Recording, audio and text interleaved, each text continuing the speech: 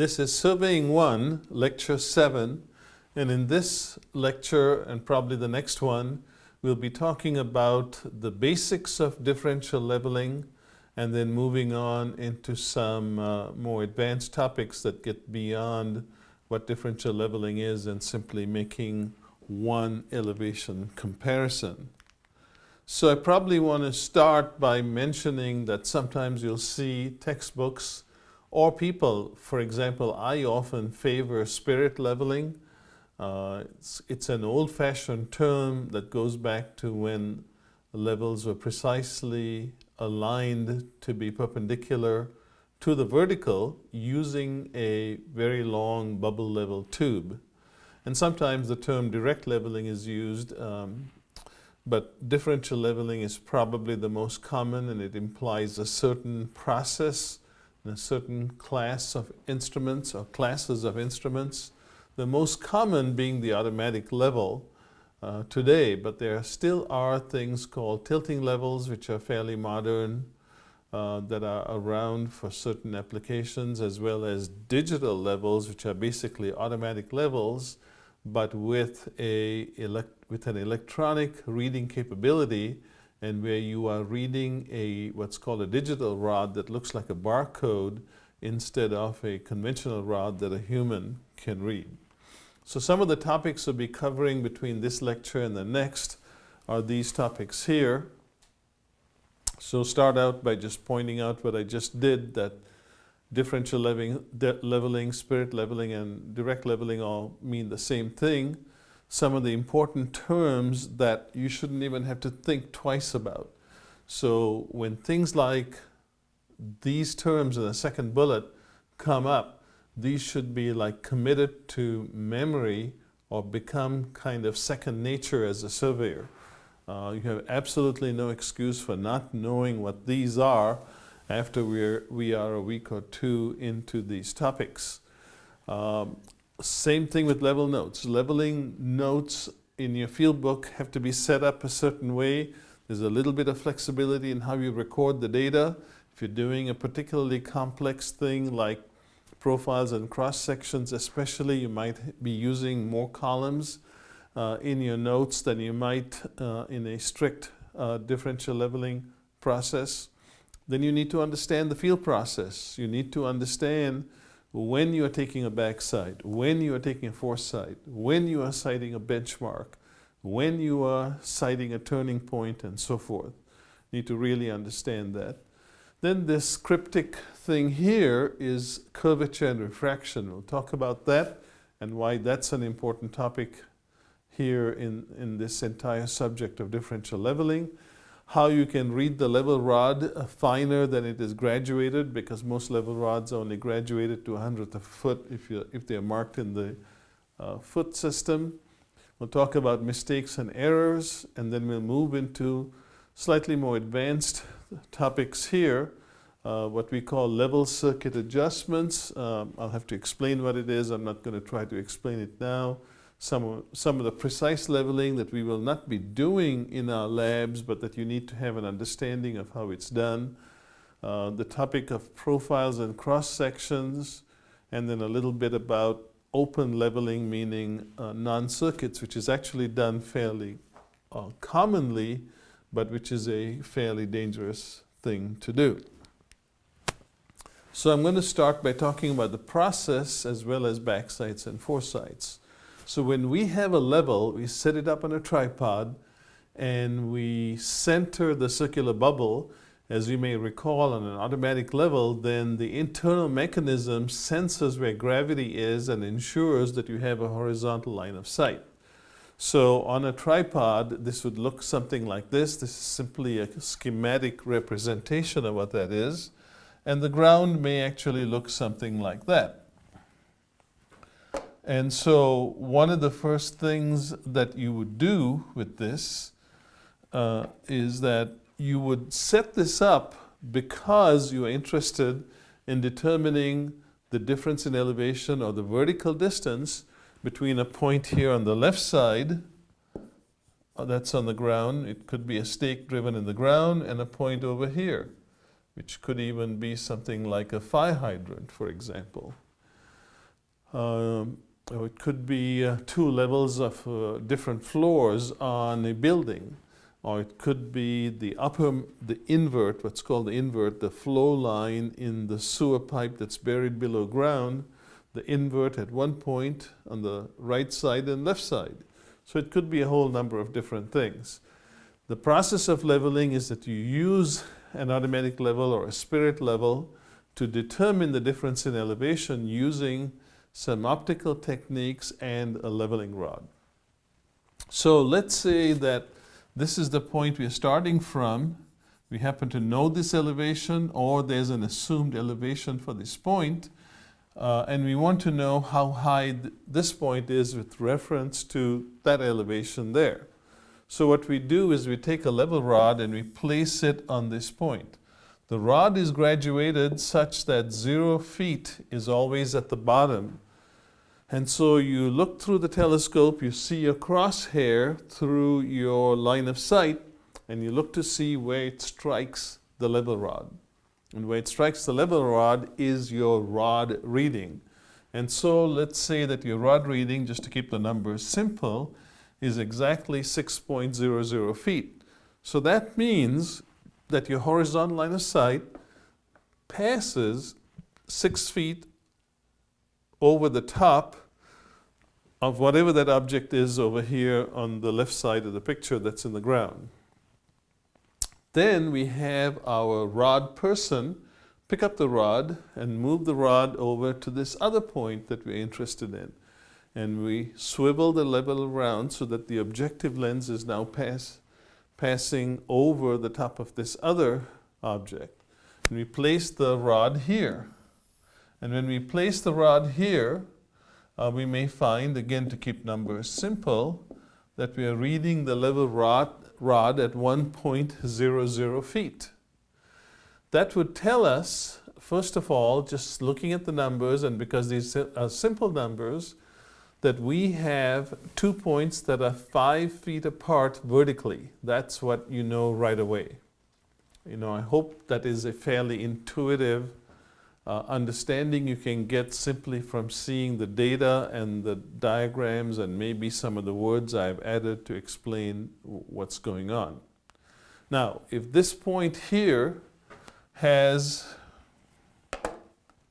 a certain elevation, let's say it's elevation 627.31, then the elevation of this point is going to be 632.31, assuming, of course, that there is no error in the instrument, in the rod, in the way the rod is being held, in the way the instrument person is observing the rod and reading the rod, and of course the level itself, that it's working correctly. So assuming all that stuff is happening, then we can also, if we have a reference elevation for one point, determine the elevation of the other point. So if that is how we did this, namely, let me just emphasize this. If we started over here, and this is a very simple operation, so I'm going to say we're done. When we get this elevation, we're done. If that's all we're doing, then we can say that we began at this point on the left, ended at the point on the right, and so this reading, this number that we read, is called the back sight. Why? Because the back sight is the reading that is taken to the point of known elevation. Or it could be a reference point, but as you will discover as we go through this process, sometimes we used assumed elevations. Perhaps we really don't care that it's 627.31. We just want to know that it's 5 feet above the elevation of the point on the left. So we might use an assumed elevation of something like 100 or 1000. We rarely use 0. We can, but we rarely use 0 because that keeps us away from negative numbers and making math mistakes, which can happen, especially when you're standing out there in the field. So that's the backside reading. This reading taken over here to the point of interest is the foresight reading, because that's the reading that's taken to the point whose elevation or height difference is not known with reference to the backside point. So you notice I've talked about backside reading and foresight reading of 6 feet and 1 foot, but now I also talked about the backside point, which is the point on the ground or near the ground where the base of the rod is placed, top of which the base of the rod is placed. And similarly, the foresight point is this object here, where we are determining the elevation at the top of that point. So backside and foresight, hopefully I've described some of the different ways those terms can be used. It's a very distinct meaning, and when you do your field notes, I talked about field notes being second nature, you need to know when you are taking a backside, when you're taking a foresight. So you really need to have this clear, have a really clear understanding of this so you know where to write it in your field notes. So then we have this other thing called HI, which stands for height of instrument.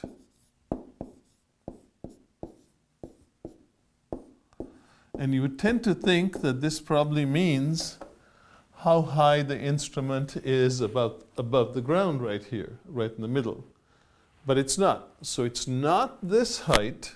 What it is it's the elevation of the point that we observed for our backside, which could be 0, it could be 100, it could be assumed, or in this case it's 627.31, plus the backside reading. So our HI in this particular example is 633.31, because the HI is always figured on a particular setup of the instrument by adding the backside reading to the elevation of the point on which the backside was taken. And finally, we have this concept of elevation. So in this particular case, of course, we have 633.31, and we would subtract the foresight reading of 1 to give us our 632.31. Now you might wonder why I'm going to all this trouble of calculating a height of instrument. Because in a single setup, as you saw me do, we just took the 6 foot reading and the 1 foot reading, we subtracted them, and we said, yeah, we know the point and the right is 5 feet higher. Problem is that many times you have many setups where you're kind of stair-stepping up over the terrain, stair-stepping down, and you might be a few setups, dozens of setups, hundreds of setups, and sometimes thousands of these setups that occur. And keeping all this going, doing the math in your head, especially if you're working with elevations, can be very laborious and easy to make mistakes with. So that's why we use field notes to help us do our math in a very methodical manner. And that requires on each setup calculating the HI and then calculating the elevation of the point. Now you remember from my earlier lecture on leveling that elevation has a very specific term. It has to do with level surfaces and the fact that you can have 2 points, for example, on each coast of the United States, if you're looking at it in profile, and we can talk about one point near the west coast being higher than some other point on the east coast. And that simply means that there is a level surface that passes over the surface of the earth at different elevations, and this particular point and this particular point are on different level surfaces, and so you can tell that the point on the west coast is on a higher level surface, curved surface, than the point near the east coast is. So that's where you need to remember elevations, because we tend to think about elevations as if we are on a flat plane, but that's not the case. Then we have BM, which stands for benchmark. You should be very familiar with this term. And very often, benchmarks are official objects. I've shown you some pictures already. Benchmarks are reference marks of some kind or another. Sometimes they are official looking things, they're brass or bronze discs, and they're set in concrete, or they're cemented or grouted into rock outcrops and so forth. Can be set in many different ways. We'll usually have the agency, the name of the agency that set them. Sometimes the elevation is set. Sometimes the date on which it was set is also stamped onto the disc and so forth. But benchmarks don't have to be that sophisticated. One of the most common things on a project might be to say, I'm only doing this project for about a 3-week period. There is a fire hydrant at the corner of Main Street and 22nd Avenue. And in the southeast corner of that intersection, there's that fire hydrant. And I'm going to read the elevation on the top operating nut of that fire hydrant to be my reference elevation. I'm going to say that it's elevation 100 or 1000 or 200 or whatever it is. And you could use it as your reference benchmark. But sometimes you have a reference benchmark that some agency or some other contractor or some other professional has established based on some other elevation. But it's not always sea level. It could be the level of one of the Great Lakes. It could be a reservoir of some kind. It could be the bottom floor on a large construction site where there's a multi-story building being built.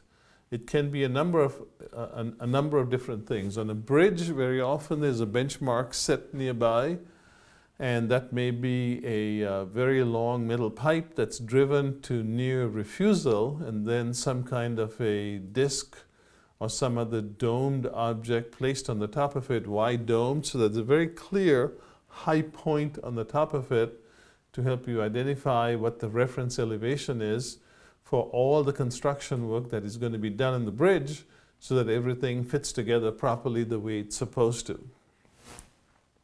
And finally, we have TP, which stands for turning point. And it's kind of hard in this one, in this sketch, to explain what a turning point is.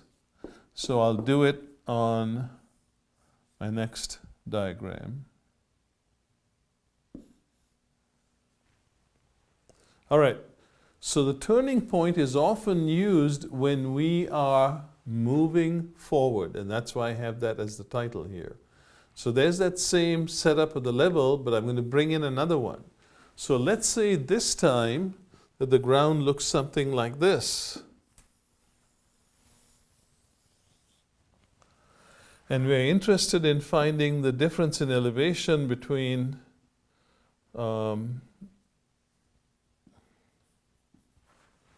here's another common benchmark. It's not as recommended. In fact, many utilities don't like it when you do it because it causes injury to linemen.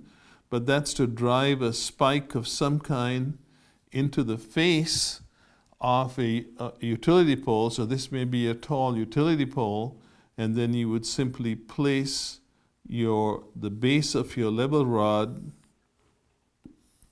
over there on the top of that spike. But anyway, let's say this is quite far, and it's hard to read the level rod because the graduations are small. We'll talk about some of the other reasons why you might do that here as we go through this lecture. But whatever point it is that we're interested in over here, it's quite far away.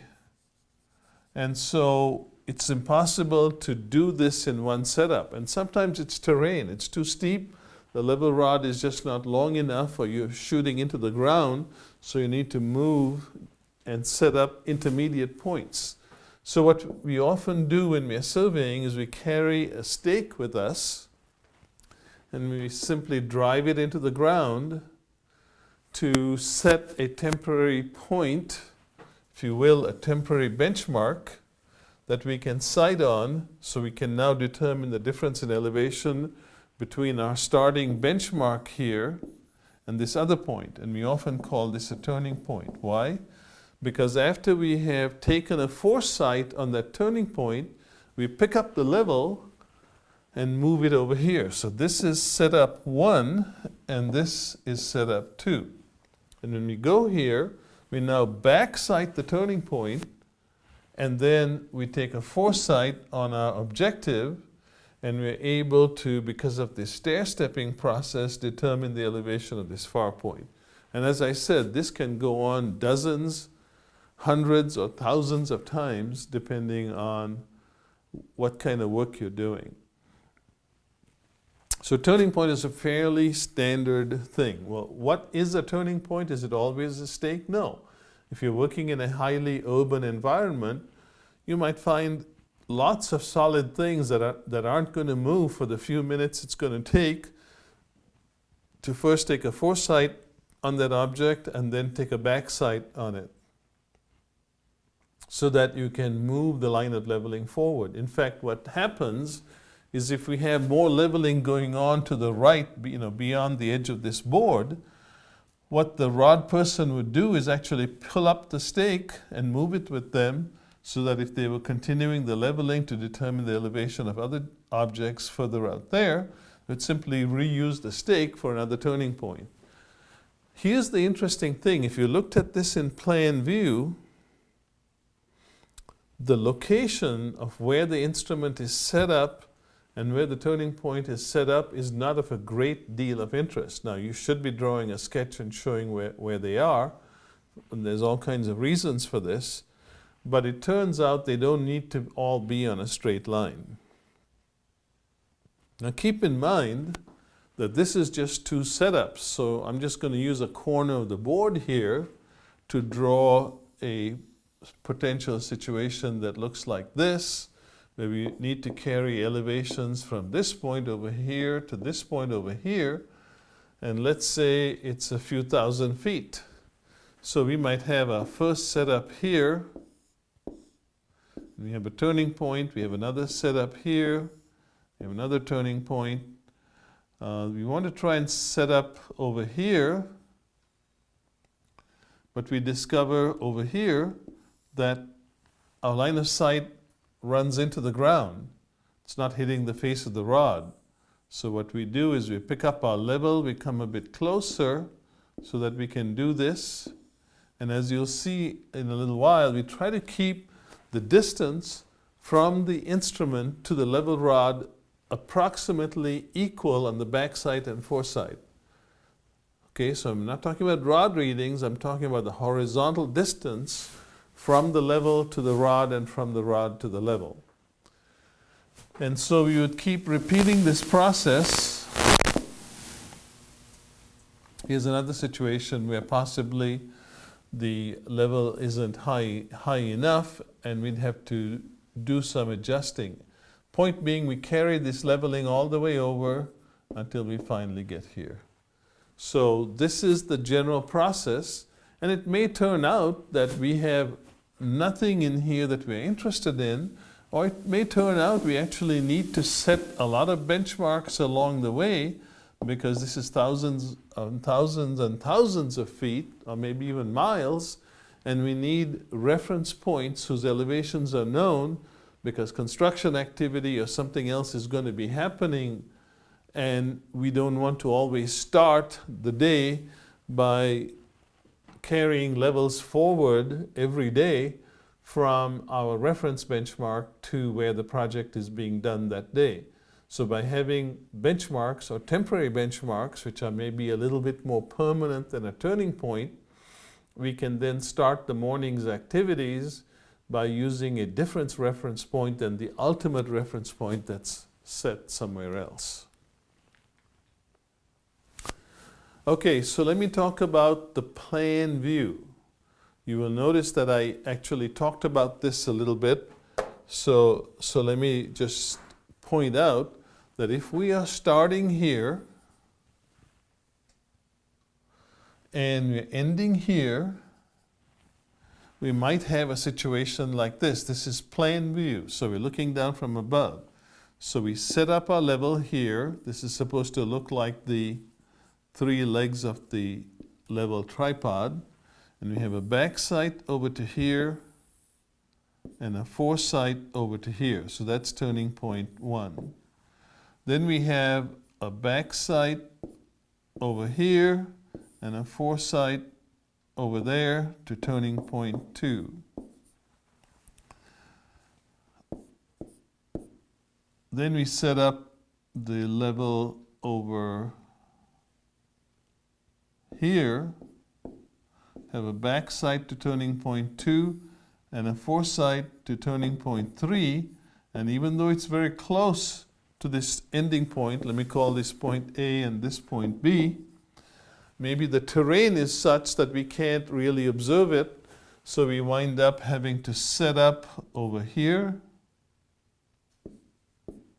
We take a back sight on turning point 3 and a foresight on point B to calculate the benchmark. Now, hopefully you can see that every time we do this operation, there are all kinds of opportunities for errors as well as mistakes. And so there are things that we can do to eliminate or understand the magnitude of the errors and the mistakes that might be there. The other thing is that if we wish to use point B as a reference elevation for some construction going on in that vicinity, we really don't know how much error we might have in our rod readings. Now we could simply go back to point A and repeat it, but one of the very common things that we do in surveying is to run what's called a level loop or a level circuit. And a level circuit would look like this. So we've just gone from A to B. Now we make a return trip back to A, but we continue surveying. And we often try to take at least a slightly different path. We would not use the same turning points if we could possibly avoid them. So we might have a setup here and a back sight and a foresight to, let's see, this would be turning point 4, and then a back sight and a foresight to turning point 5, and then finally a back sight and a foresight to point 8. That's called a level loop. Now, if we started with a certain elevation, whether that was assumed or not, we can now see how much error we have in our survey. This is a very common thing that we often do in surveying, where we try to close on another reference point whose position is known. Well, in this case, the position, the vertical position, is the same as the starting position we used.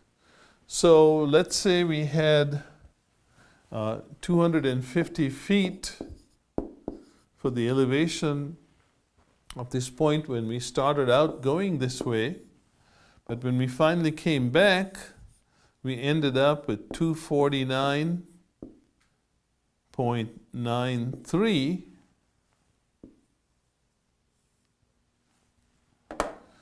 Then we say that we have an error of closure of minus 0.07.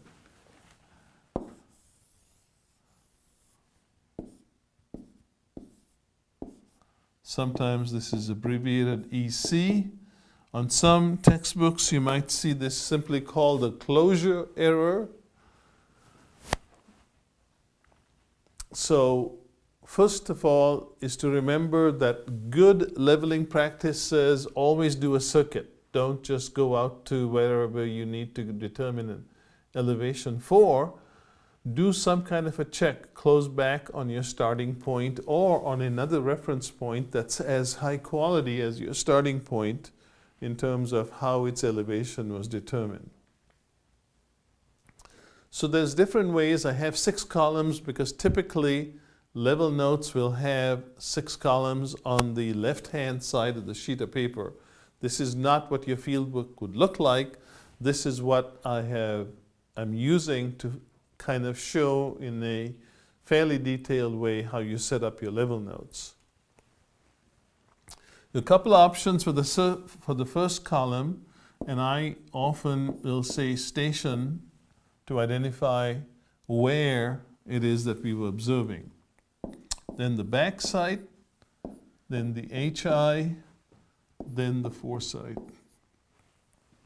Now, this seems like this is all we need in the way of paper, but keep in mind that we have one more important thing to write down in our notes, and that's the elevation of the points we either start from or that we determine from our foresights. And there is one other column, and we often have what's called an intermediate foresight. I'm not going to introduce it in here, sometimes referred to as a side shot, but we're not going to talk about that in here, and if we do, then it would use up all 6 columns.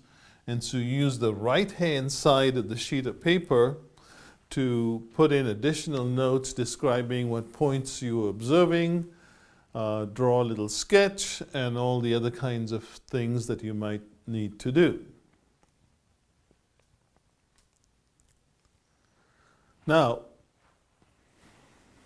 if we were doing leveling, we first start by taking a back sight on our benchmark, and that might not be what we call it. We might just call it point A. We might say SW for Southwest FH, fire hydrant, and have some notes on the right-hand side page about what that is or where it is or show it on our sketch and so forth.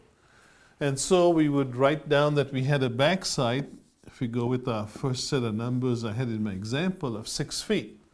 So that tells us that our HI is a certain value, but we don't know what it is until we look over here and see what's the elevation of this benchmark.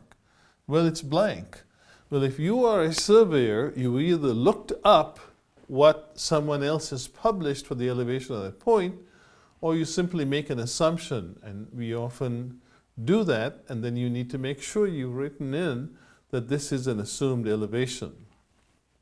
It's a good idea to always write that down, because sometimes, just coincidentally, if you're using some official elevation like mean sea level, you can also wind up at 100.00 where it is not an assumed elevation.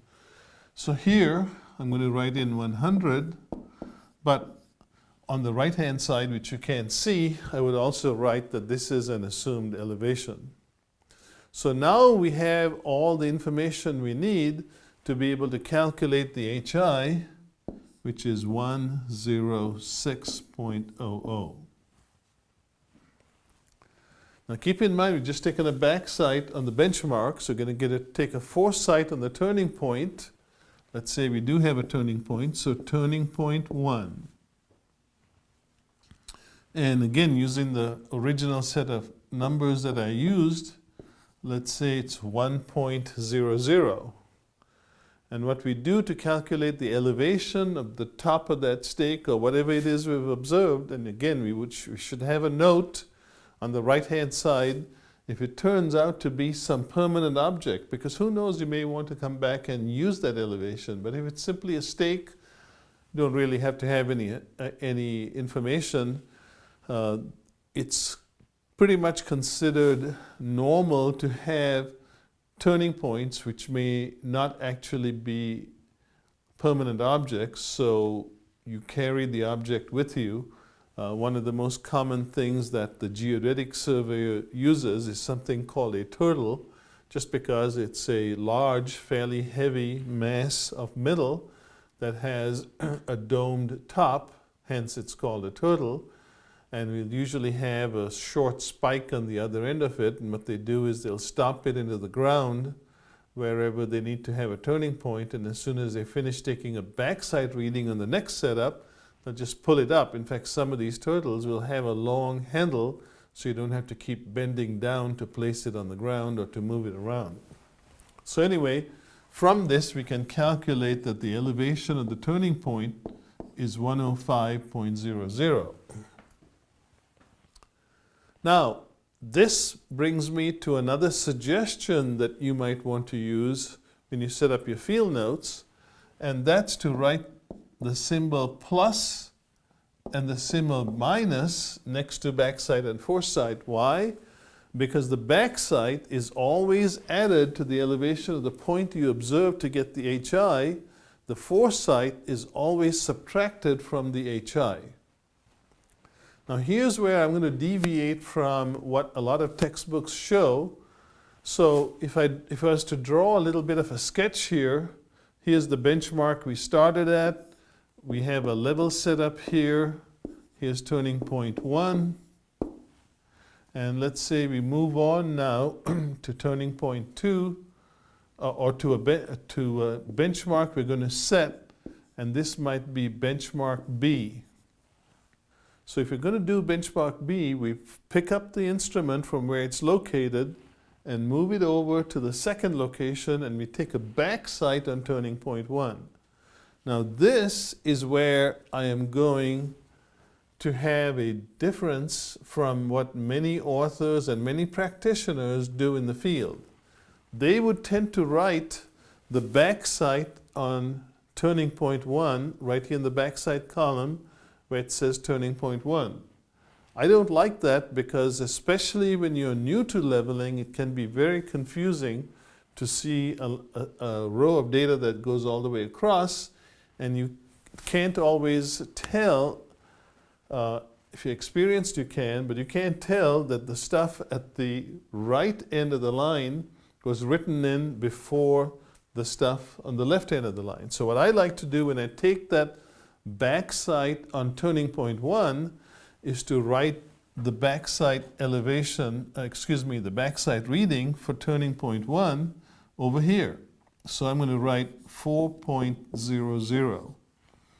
And I'll leave the station column blank, and it's implied that the backside reading is to turning point 1. So with this information now, we can calculate that the HI is 109.00. And so now we go to benchmark B and take a foresight. And let's say the foresight is 8.00. Foresight is also a negative sight, so we can subtract the 8 from the 109 to get an elevation of 101 for the elevation of benchmark B. Now the thing that we can do, and I'll just draw it in red because I'm not actually going to do it here, is that we might have another setup here and another setup here and close back on the point. Now we have nice round numbers, so you can see, and I did this intentionally, from these nice round numbers you can see that benchmark B is 1 foot higher than the benchmark we started from. But you can't always check that. Here's the interesting thing. You can do a math check. I'm going to do it for this very, very abbreviated set of notes, but keep in mind that if you have thousands of lines, that this math check works too. What you do is you add all the back sights, so in this case it's 10.00, and you add up all the foresights, which is 9.00. And if you subtract the foresights from the back sights, you get a plus 1.00, which happens to be how much higher benchmark B is from our standard starting benchmark. In the same way, if we had closed all the way back and we had a few hundredths of a foot of error, we would get the same thing. We would see that the sum of the back sights and sum of the foresights would not be equal, because they have to be equal if you're going to close back on your starting point and get exactly the same number you started with. And so the difference between your in the case of a complete level circuit, the difference between your starting and ending elevations would exactly equal the difference between the sum of your back sights and the sum of your foresights, unless you had made an arithmetic error somewhere along the way. There's no way to know where it is, but there is one if they don't match up. And that's why we refer to it as a math check. And one of the things you are expected to do in all your work, whether it's a homework assignment, a fieldwork assignment, an exam, or whatever, is to always, always, always perform a math check. And you always do it this way. You show the sum of the back sides, you show the sum of the foresides, you compare it with your starting and ending elevations, and you put a check mark saying, yep, I did that. I know my math at least is good. My surveying may be horrible, but at least my math is good. So it's a really important part of the surveying process. All right, so let's move on.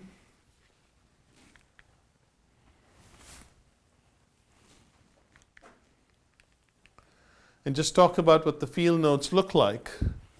So your field book page, if you have what's called level note paper, and you don't have to use level note paper, but this is what it looks like. And this is why I showing it to you this way, because it's a lot smaller for me to write with my rather thick pen here, but you can see that I can have station, backside, HI, foresight, and elevation. And so if I was observing benchmark A, I can say here benchmark A equals, and this is not the elevation, because the elevation would be written here, 725.67, let's say. That's not what you would use this part for. You would use this to say it's a brass disc set in sidewalk and go on wherever you found it. You might draw a little sketch of it and so forth. But keep in mind you have about 20 lines over here. So you need to use your paper profusely to make sure you're drawing a little sketch, because maybe you're surveying in a city environment and the roads look like this. And you start over here at A, and then you leveled over to a turning point here, set a benchmark here, set a turning point here, and so on and so forth. And so you may use up a lot of paper showing the sketch of where you did all this, and you may not have room if you're also putting notes in as to where these points are located to be able to have your sketch. So you may have to use a lot of the right side just for your notes, and then flip to a set of blank facing pages and sketch in your sketch. The great thing about doing that is you can now use the left and the right hand side and have a little note there. This sketch pertains to the previous 6 pages, or the pages 1 through 4, or pages 1 through 8, or whatever it is that you have, that this sketch is supposed to show how your fieldwork progressed as you went across doing your survey. All right, so let's talk a little bit about the field process. It's important that you know where you're going so that you can plan the work. You know, where are we going to have our benchmarks? Or where are our benchmarks? What's our objective? Where are we going to have our turning points? Are we fighting traffic? Are there enough places to set hubs or a stake for a temporary turning point? Are there enough solid points that we can find that will make good turning points? It has to be a nice definite point. A turning point can't be just some place in the middle of a road, patch of concrete, patch of asphalt, and so forth. And it certainly can't be a patch of grass, because grass, the dirt is going to settle, the grass is going to get compressed, so the elevation of the turning point is going to change. So you need to plan that ahead of time. Are we fighting traffic? Are we fighting pedestrians? We're going to have a lot of nosy people interfering with what we're doing. All that needs to be planned out, and you need to look at the relief, the terrain. If you have lots of ups and downs, you may not be able to do it as rapidly because your sighting distances are limited. That means everybody has to know what their job is. I'm the instrument person, you're the rod person, you might have a note keeper and so forth, and you might rotate them as time goes on just to vary it up. But you need to know what your jobs are, and you all need to know each other's jobs, which is why I say it is everyone's responsibility to perform a good survey. Somebody doesn't do something right, it's easy for that to happen, and it's always the responsibility of the other people to be backstops to make sure that whatever work is being done, whether it's by the rod person, the instrument person, or the note keeper, to make sure that those jobs are being done properly. The other thing that I have found, especially with students, is that they're very hesitant to use hand signals. So every textbook will have different suggestions, they're mostly the same, on things you can do so you can signal each other. If you want the rod held straight, if you want the rod to be waved, hopefully you remember all this from the first lecture, but to be able to do all those with signals so that when you have 10 crews running around, if it's a class or an actual professional application where you have construction going on and dump trucks or traffic or just people walking around, that you can communicate with each other without having to speak. Really important part. All right, so let's move on to something else, and that is the fact that a horizontal line and a level line are not what you get when you sight through a surveying instrument called a level. So here's your level. Again, this is just a schematic, but remember the principle here is to set it up so that the line of sight is perpendicular to gravity. So hopefully you already realize that it's not a level line. So we have a point here on the surface of the earth and another point over here on the surface of the earth. The only way we're going to find the difference in elevation between these 2 points, if we set up a level, the level is going to tell us that this point is a lot lower with respect to the horizontal line of sight than this point over here, even though they're really at the same elevation. And that's because in the concept of a level surface, we basically have concentric lines, or what are sometimes called a gravimetric equipotential, that you use to determine that this point over here is 100 feet lower than this point over here, which in turn is 200 feet higher than this point over here. Because we're doing all these with respect to level surfaces and not horizontal lines. So a level does not generate a level, even though we call it a level, does not generate a level line. But it's not generating a horizontal line either. Why? Well, we'll get to that on the next couple of sketches I'm going to do here. The first thing, hopefully you realize, is that the earth is curved. Our line of sight ostensibly is horizontal. So how do we compensate for that? Well, we compensate for it this way. Because the earth is curved, we find out because the earth is so large, okay, its diameter is about, or its circumference is about 24,000 miles, every time we do a little setup here, even though we assume that that line of sight is horizontal, as we move around, we're doing this. Obviously, I'm exaggerating here. What we're doing is we're surveying a level surface as a series of chords, chord being C-H-O-R-D-S, not C-O-R-D-S. And so what we're doing is we're approximating with these sights a level surface.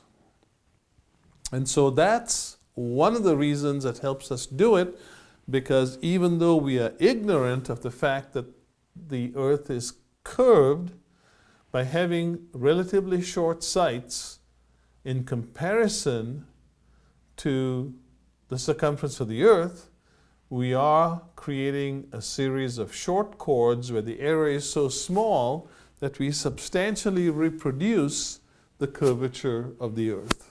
So that's the first part. The second part is this. It's refraction. So here we are on the surface of the Earth. We set up our level and we think it's mechanically set up to deliver horizontal line of sight. But we have the atmosphere. And the atmosphere tends to do this. So our line of sight drops a little bit in relation to the horizontal, but not enough to make it the same as the curvature of the Earth. That would be nice if we had enough refraction that exactly matched the curvature of the Earth. So we wind up with errors in our rod readings that if you are a geodetic surveyor, you worry about even for short rod readings, but you certainly would want to take this into account if you had a long sighting distance. Now the good thing is that for most ordinary leveling, we keep our distances from our instrument to the level rod to 300 feet or less. In fact, in this class, we'll be keeping it to under about 150, 125 feet, that kind of distance. But you still have the effects of curvature to deal with as well as refraction. So you should be aware that there is kind of an equation. I say kind of because it takes the average refraction. Refraction of the atmosphere varies a lot depending on the atmosphere's temperature and the barometric pressure. But these are a couple of equations you should be aware of that can be used to determine how much curvature and refraction we have. So this particular one, if you look at my legend over here on the left side, C is always in feet, and M is in miles, D is in thousands of feet. So what this is telling us is that the correction to the rod reading that must be applied to get to a level surface in 1 mile is 0.574 feet, so close to 6/10 of a foot. And in 1,000 feet, because D is in thousands of feet, in 1,000 feet, we'll actually have about 2/100ths of a foot of error. And it turns out that at about 400 feet, we have an error of 0.005, and I call this often the measurable error because our rod is graduated to hundredths of a foot, so 5,000ths of a foot is often detectable depending on the kind of rod you're using, the kind of level you're using, the magnification of the level, and even the atmospheric conditions. Sometimes it will turn out that your crosshair is as thick as your graduations, and you may not be able to detect this. But this is one of the reasons why in practice, surveyors will keep their level sights down to 300 feet horizontally.